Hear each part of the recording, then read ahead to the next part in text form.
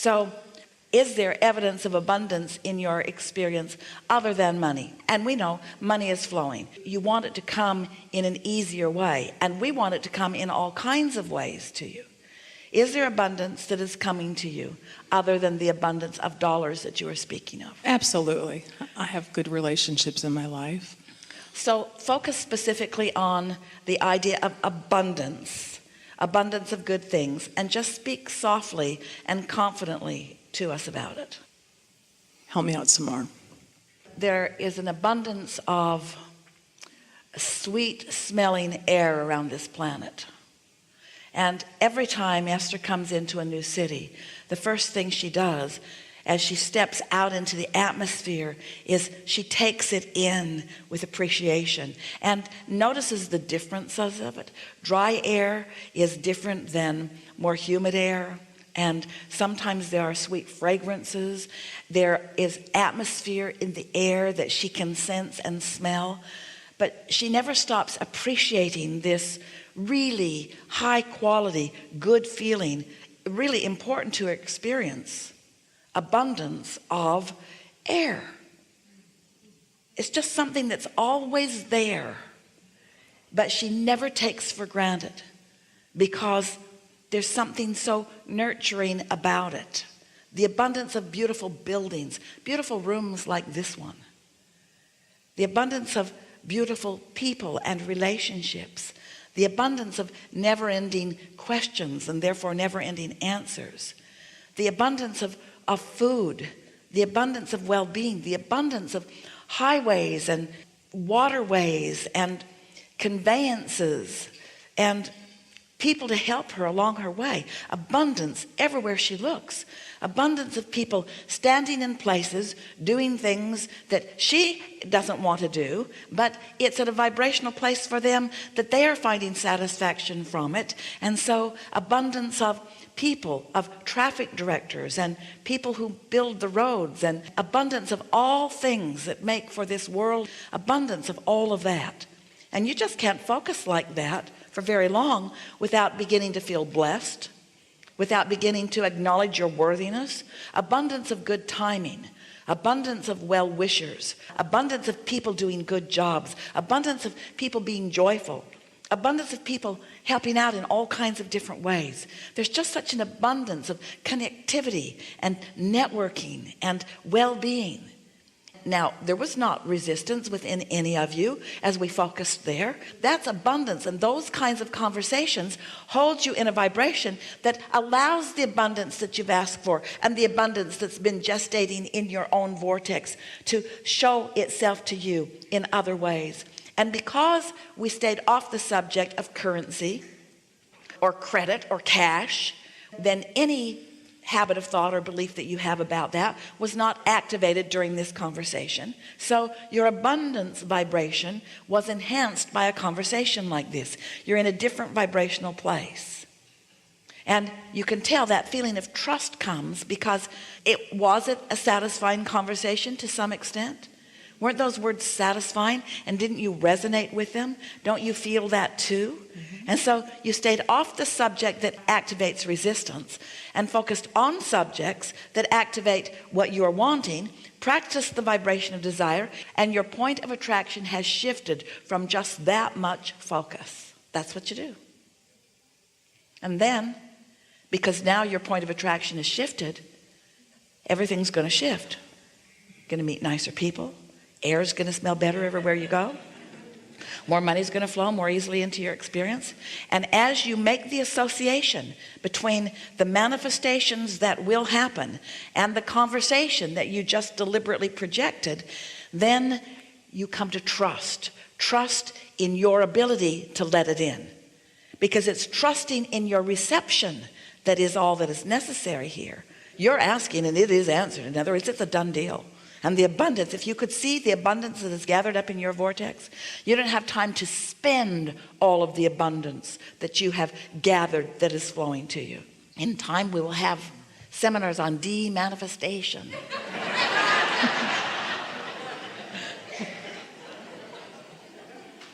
It'll be a burden, all the money you're carrying around for those pillows.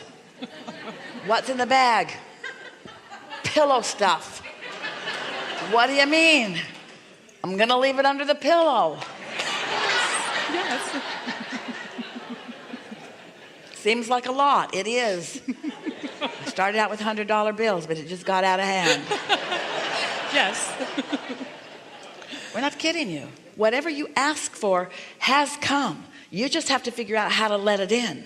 And that feeling of fear, or that feeling of concern, or that feeling of worry, or that feeling of overwhelmment, or that feeling of injustice, or that feeling of being in a box, that feeling of being in a box, that feeling of paying too big of a price for the abundance that comes. You got to keep that poop to value in balance. You do. You got to keep your desires and your beliefs in balance in order for you to receive all that you have accomplished vibrationally. Helpful? Yes. So now talk to us a little more specifically about abundance. Let's see if we moved your energy enough that we can feel a difference in your vibration. So now talk to us a little more specifically, sort of what you intended as you sat down. So my goal was to expand and trust in my ability to expand. So you believe in the universe, you believe in law of attraction, you believe abundance is coming, you believe abundance is in your vortex. Do you believe that you're more ready to receive it? Yes. So give us some conversation that indicates that readiness to receive. Well, some things that came to mind as you spoke about the things to focus on. I focused on the minutia of Don't do that. Don't do that. Focus on the things that are the easiest. Talk to us about the ease of dollars flowing. Talk to us about the surprise and delight of dollars flowing. Talk to us about a new idea coming and knowing that's a good one. Talk about an anticipatory feeling. I can feel that things are coming. Can't see it yet. Don't know exactly how it's going to be there, but I can feel it coming. I feel anticipation.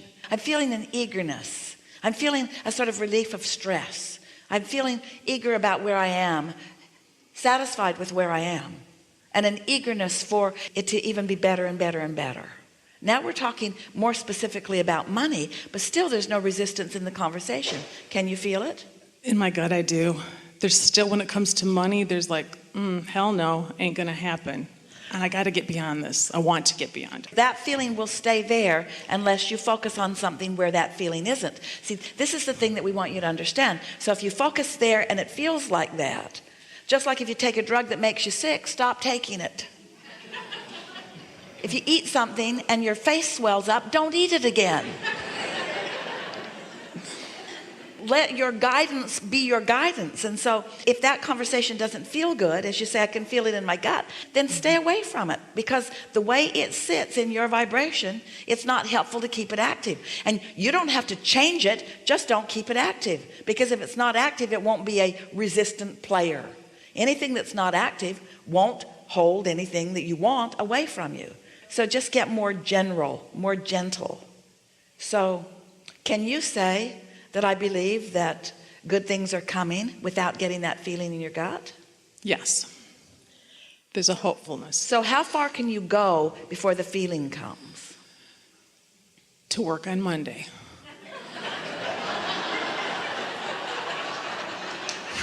So as long as you're not in that cubicle, you don't get that feeling in your gut? No. That's not true. You just got it and you're not there. You're not there. Busted. It's not about where you are. It's about how you think and how you feel about where you are. And so what's the whole point of that organization anyway? What do you do there? I help people buy homes, and I'm a renter myself, but I teach home buyer education. It's an organization, it's a community action agency. And so is it fun?